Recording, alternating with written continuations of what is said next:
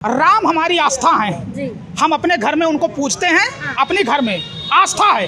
लेकिन जब रोटी की बात आएगी, कपड़े की बात आएगी, महंगाई की बात आएगी, बेरोजगारी की बात आएगी, शिक्षा की बात आई, तो वहाँ राम हमारे काम नहीं आएंगे। वहाँ हमें जो टैक्स से पैसा सरकार को देते हैं, उस पैसे से हमें शिक्षा चाहिए, बेरोजगारी चाहिए, बेरोजगारी से ख़त्म चाहिए, ठीक है, और उसके बाद महंगाई से निजात चाहिए। ये सारी इतनी चूतिया पर सुनने के बाद मैं कुछ नहीं कहना चाहूँगी। मुझे पता है यहाँ पे क्या चल रहा है। मुझे कुछ भी नहीं कहना है, ना मोदी जी के लिए ना योगी जी के लिए। बस ये दुनिया का पहला देश है जो शिक्षा पे जीएसटी लागू कराया है, ये सरकार, क्योंकि ये शिक्षा विरोधी सरकार है। दुनिया में कहीं कोई ऐसा देश नहीं है जहाँ पे शिक्षा पे जीएसटी हो, टैक्स हो, लेकिन भारत एक ऐसा देश है जहाँ शिक्षा पे टैक्स लागू किया और वो मोदी सरकार ने लागू किया। हिंदुओं की रक्षा कर रहे हैं मोदी जी। रक्षा कर ही रहे हैं, जरूर कर रहे हैं। सबकी रक्षा कर रहे हैं, सब हाँ, हिंदुओं को नहीं, सबकी रक्षा कर रहे हैं। हमको कोई तकलीफ नहीं है घर के अंदर में। मोदी जी के राज में बहुत हमको सुखी है। क्या काम करते हैं आप? हम लोग साहब खेती का काम करते हैं। नमस्कार, मैं प्रियंका इस वक्त अयोध्या में हूँ और अयोध्या की जनता से जानेंगे कि क्या चल रहा है। जिस तरह से 22 जनवरी को लेके चर्चा में बना हुआ है कि 22 जनवरी को प्रधानमंत्री आएंगे, 7,000 मेहमानों को आमंत्रित कर दिया गया है, जिसमें से कंगना रनौत अछूती रह गई हैं। क्या लग रहा है अयोध्या में जिस तरह से कार्यकाल चल रहा है, आपको क्या लग रहा है कि राम जी की जो यहाँ पे होने वाला है तमाम कार्यक्रम, कितना उत्साह है जनता में? देखिए, ये राम जन्मभूमि का उद्घाटन नहीं, ये 2024 की जीत की उद्घाटन है। सबसे पहले भारतीय जनता पार्टी अभी भी राम जन्मभूमि का जो स्ट्रक्चर है वो अभी भी 50% बाकी है बनने में। लेकिन भारतीय जनता पार्टी को जो 2022 में 3 स्टेट में सरकार बनाई है, उससे उत्साह है उसका। 2024 नज़दीक आ रहा है, तो भारतीय जनता पार्टी ये चाहती है कि राम मंदिर का, राम का नाम लेके, भगवान का नाम ले करके, और मंदिर का आनंद फानन में 2024 में ये जनवरी में उद्घाटन, 22 जनवरी को उद्घाटन कर देंगे, जिसका फायदा 2024 लोकसभा में हमको मिलेगा।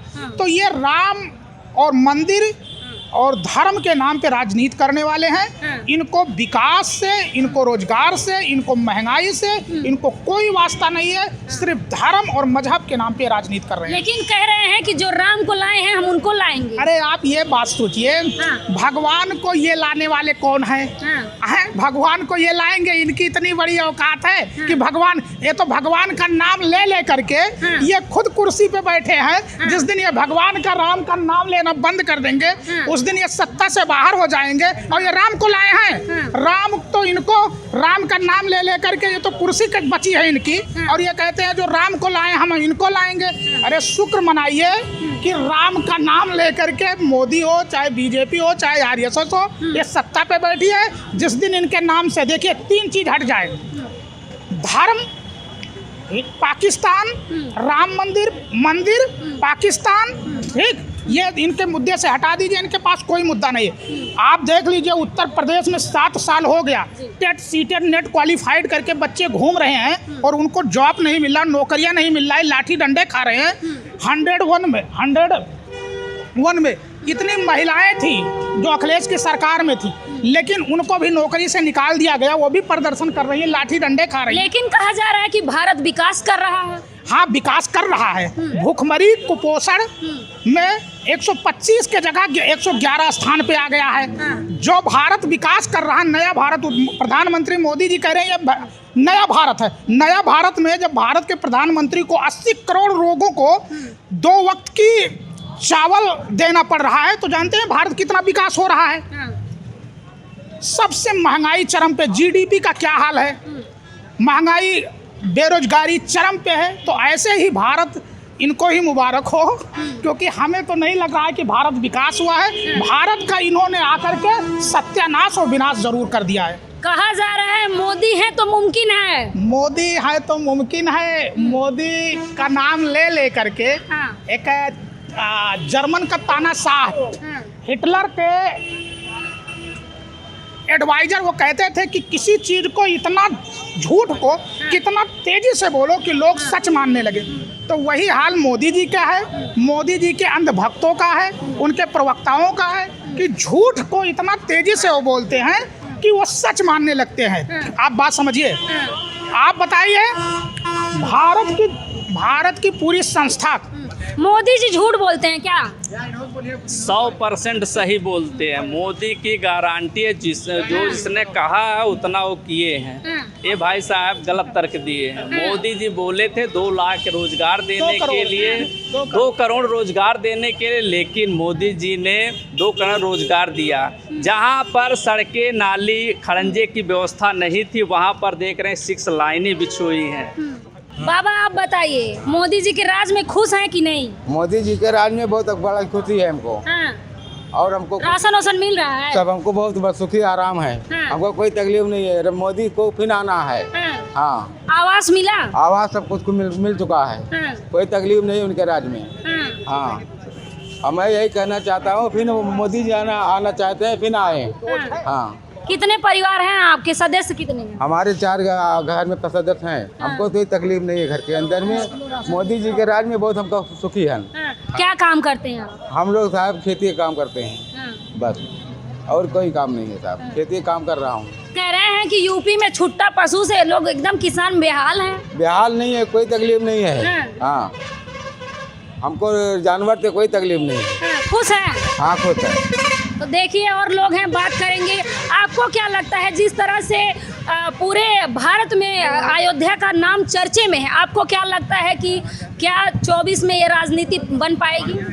देखिए, कभी पॉजिटिव और नेगेटिव दोनों पक्ष होते हैं, कोई भी सरकार होती है तो, लेकिन ये कहा जा सकता है कि भारतीय जनता पार्टी, मोदी सरकार ने जो है कार्य बहुत अच्छे किए हैं, और बहुत सारे ऐसे कार्य हैं जो कि दुर्लभ थे, जिनको लगभग दूसरी सरकारों में लोग उम्मीद नहीं कर सकते थे, जो कार्य संपन्न हुए हैं।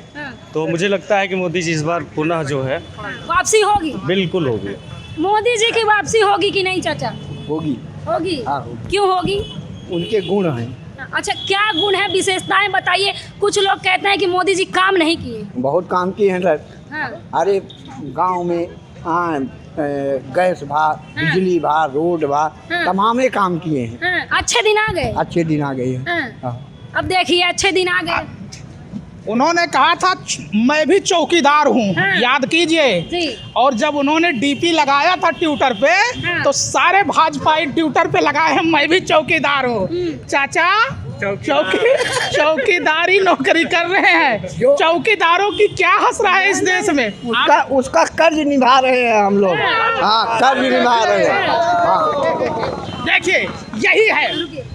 देखिए जर्मन का तानाशाह जब हिटलर ने राष्ट्रवाद की बात किया था, तो राष्ट्रवाद को लेकर के उन्होंने इतना झूठ और इतना सच्चाई माने जम करके झूठ बोला, लेकिन लोग उसको सच मान ले। वही हाल इस देश के प्रधानमंत्री मोदी का है। उन्होंने पहले कहा मैं चौकीदार हूँ।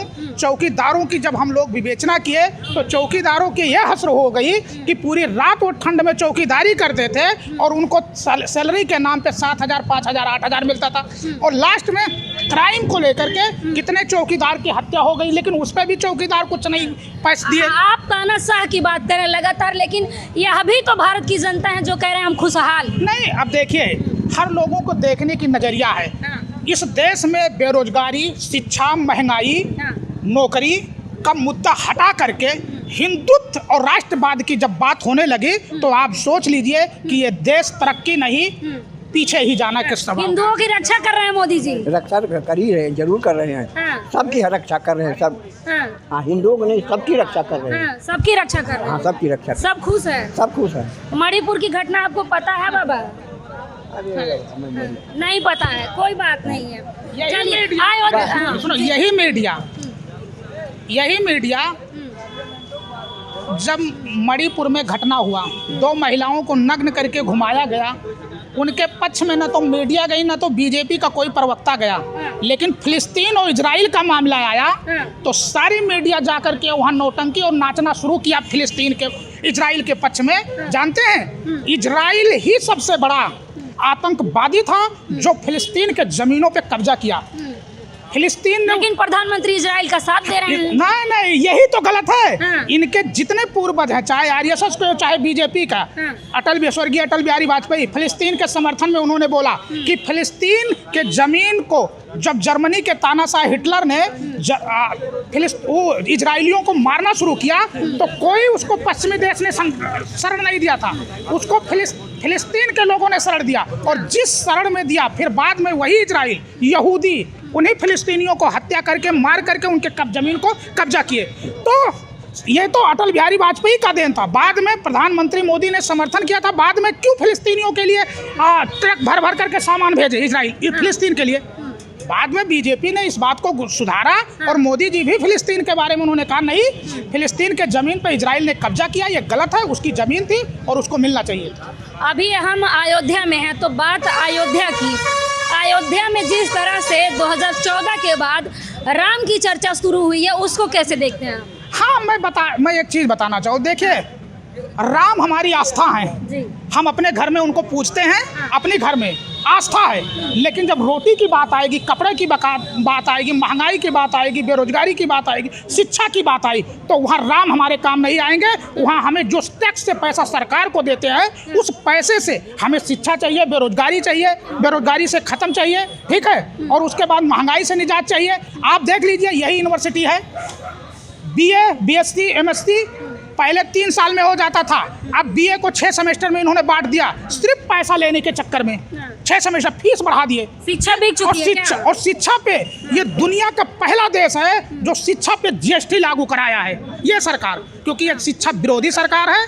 दुनिया में कहीं कोई ऐसा देश नहीं है जहाँ पे शिक्षा पे GST हो, टैक्स हो, लेकिन भारत एक ऐसा देश है जहाँ शिक्षा पे टैक्स लागू किया और वो मोदी सरकार ने लागू किया। भाजपा शिक्षा विरोधी है क्या? बेटी पढ़ाओ बेटी बचाओ का नारा लेके आई है। बहुत बढ़िया आपने बात कही है। बेटी पढ़ाओ बेटी बचाओ का जो नारा दिया है इन्होंने, बेटियों को आजकल देखते हैं यहाँ पर बेटियों को शिक्षा के क्षेत्र में और उनके सुरक्षा के क्षेत्र में काफ़ी अच्छा अनुभव और उनको सुरक्षा भी प्रदान किया गया है। देख लेंगे आजकल, देख लिया हम यहाँ पर मोदी जी हैं, उन्होंने जो व्यवस्था अपनाई है यहाँ पर बेटी पढ़ाओ बेटी बचाओ की, बहुत ही अच्छी और सुरक्षित व्यवस्था है। लेकिन उसी BHU कैंपस में बेटी को नग्न घुमाया जाता है, बुलेट पे गन पॉइंट पे कपड़े उतरवा लिए जाते हैं। उसी BHU में, यूपी के BHU में, डबल इंजन की सरकार में।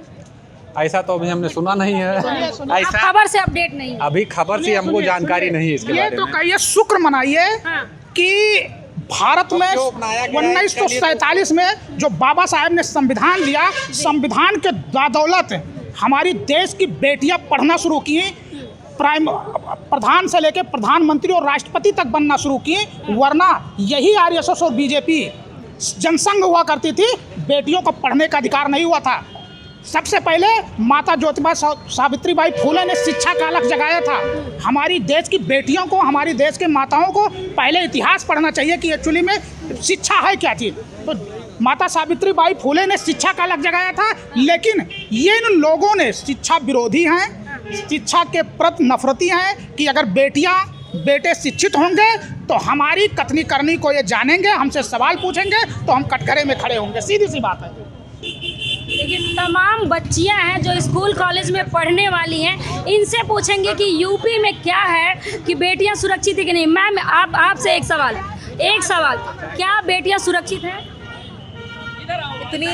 ये सारी इतनी चूतिया पर सुनने के बाद मैं कुछ नहीं कहना चाहूँगी। मुझे पता है यहाँ पे क्या चल रहा है, मुझे कुछ भी नहीं कहना है, ना मोदी जी के लिए ना योगी जी के लिए, बस।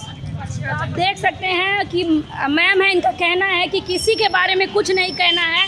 ये भी अपने आप में एक संकेत है। आपको क्या लग रहा है कि 24 में मुद्दा बनेगा? जिस तरह से कहा जा रहा है कि मोदी है तो मुमकिन है, मोदी है तो क्या क्या मुमकिन है, ज़रा एक बार बता दीजिए। देखिए, अभी जो सर थे इसके पहले, उनकी कुछ बातों को हमने सुना।